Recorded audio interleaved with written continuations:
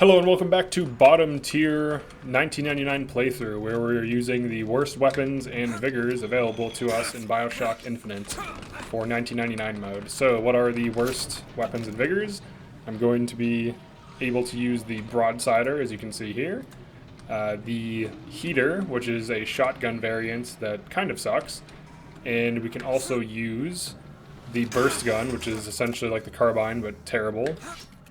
As for As for vigors, we have Possession, which is one of the worst vigors to use in combat, because especially in 1999 mode, most enemies you will possess will just instantly get killed, and it costs a lot of salts. They're much more effective things, especially when combined with other more powerful weapons. So we have that. We're allowed to use Crows. Crows is definitely weaker than Bucking Bronco and Shock Jockey. In the early game, it's fine because enemies are kind of easy, but as the game goes on, it really falls off. And then finally, we're allowed to use Undertow, which I would say is the worst vigor in the game. I can't remember. Whoa! Oh, shit. Need to get some cleaner shots here. Alright, there we go. Sorry I killed your husband, but he shot at me first. She's just like... Okay, she's just like, whatever. Alright. Alright, so I just basically killed her husband in a video game. That's pretty fucked up, but... whatever. This is, these are the times we live in, so you gotta do what you gotta do. Alright, so let's just get to it. So far I haven't died yet, which is good. Things like this are going to be strong. Like Skyline Strikes. I could probably make use of those. I am allowed to use the melee Skyhook. And whatever gear I come across. Like, there's no restriction on that. So we'll see how this goes. The main issue I can see being a thing is this pistol does very low damage, and when combined with Crows, it can deal decent damage, but the issue with the pistol is it becomes inaccurate very fast. So I'm going to have to be pretty smart about how I use my resources. All the things I'm allowed to use cost a lot of resources, so I also have to be smart with my ammo.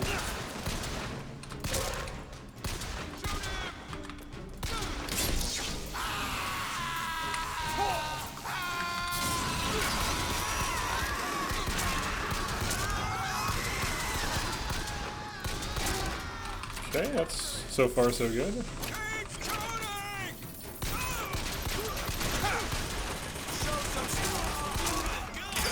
Whoa! Have some birds there, buddy! How about some birds for breakfast? I need to get used to their head movement. Here, let's just get a melee hit. Okay, that stun is pretty insane.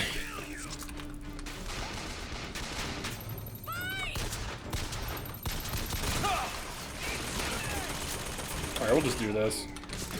That should help us out in a big way.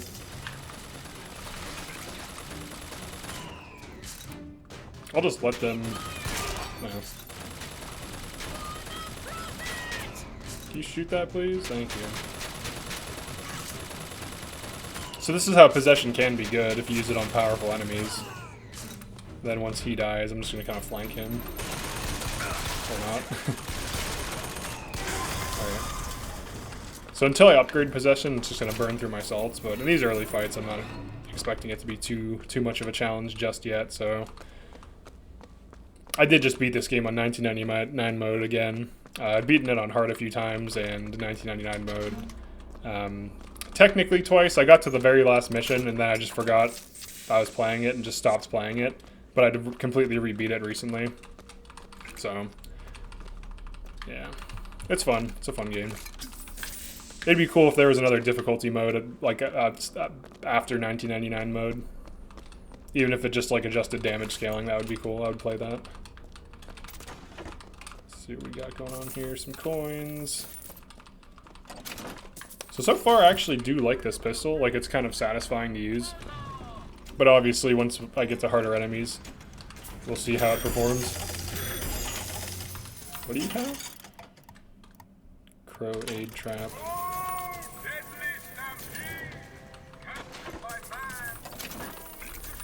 Okay.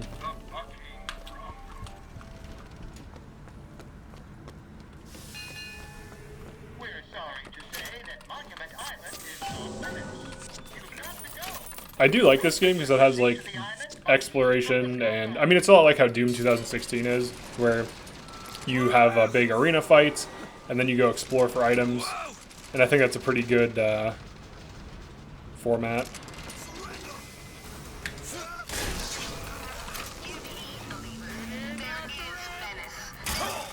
Oh shit. I knew there was a dude in here too. I literally knew there was a dude in here, but I thought he was over there. Alright, this is gonna help us in a huge way. Every infusion is going to make this much... Oh, I'm getting wasted. Could you imagine getting drunk on one of these things? You'd be dead, like on a skyline. You'd just die. You'd fall off. So many people would fall to their death just from getting drunk. That'd be a constant problem.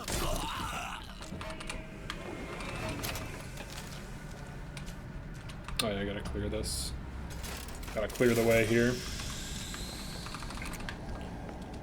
Alright, so I am going to be doing Doom 2016 after this playthrough, and I'm going to be doing, like, basic weapon tutorials for each weapon. I'm not sure how involved each weapon is. I know there's, like, the upgrade system in Doom 2016, and I know Doom Eternal has more to it, so I might just jump right into Prey and then start doing Prey content, so we'll have to see. I've heard Prey is a lot like Bioshock, so maybe that'll be a good transition after I do Prey, then maybe do Doom. That could be fun. Alright, this is a pretty good resource, to be honest, this type of thing.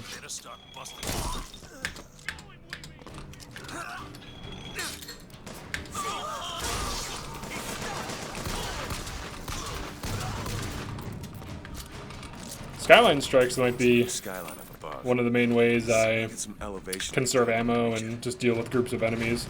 Because you can kind of, like, jump at one that's, like, further away or, like, on the outskirts of the fight. And then, you know, loot them, rinse and repeat. Picking off enemies as I go. The heater isn't a bad weapon. The reason I rated it so low is because its ammo reserve is terrible. And in this game especially, low ammo reserve pretty much guarantees a weapon isn't really that strong. The reason for that is you just run out of ammo, so... You know, if you want a weapon to be good, you have to be able to actually use it, so...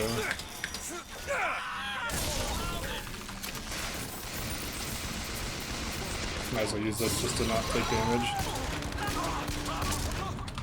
Right.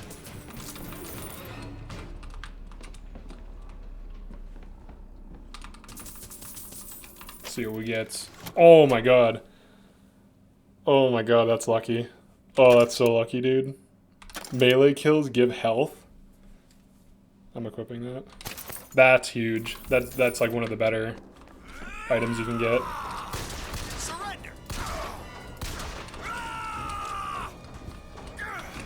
Whoa, he actually went underneath. That's crazy. So I can just siphon health off of melee kills. That's insane. I had, like, terrible luck for my 1999 playthrough I just did. I had, like, complete dog shit upgrades. Like, I didn't get a single good thing. Aside from... Well, that's not true. I got two good things. One that's the overkill AoE electricity one. And I got the one where if you kill a dude with certain vigors, it creates AoEs of them. Alright, so we're going through this little section here. I would love to make a game like this someday. Maybe as my 6th indie game. I haven't made a 3D game yet. It's quite hard. There's a lot to it. A lot of moving parts. A lot to learn. I know why you've come, false shepherd. I see every sin. Nothing too engaging here, if you've already seen this. The Pinkertons, the drink, the gambler, and of course... You can kill these dudes if you want. They don't do anything, which is stupid. Now, alright, so this isn't... To repay a debt, they don't become combatants, so I'll allow killing them like that, just for the sake of fun. debts can be repaid. all out of fun. You don't know me, pal. You don't know me. Prophecy is my business, Mr. DeWitt. As Just yells at blood is him. yours. How can You he know even why hear me? these men will die for You don't know Because me, I've seen pal. their future in the glory. And hence He they does. are content. He knows you What very well. brought you to Columbia, Booker? Bring us the girl and wipe away the debt? This will end in blood. Alright. Then again, it always does with you, doesn't it? It always ends in blood. Okay. You've come to lead my lamb astray, but thy crook is bent and thy path is twisted. Go back to the Sodom from which The you Sodom. came. Okay. There's a lot about Sodom in this game. Holy shit. Can I? Thank you. What?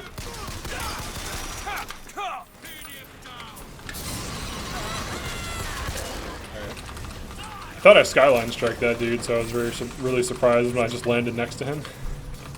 And I was like, oh, that's not what I meant to do.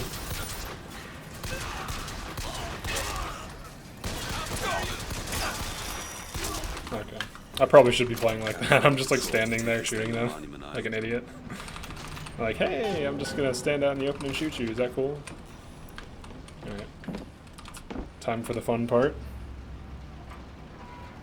Alright, I'm gonna end this video here because the rest of this is just like cutscene shit and there's nothing like too crazy. It's just like going through the whole Elizabeth sequence and there's no combat, so there's nothing really to show. So thanks for checking out part 2. I'll see you in part 3.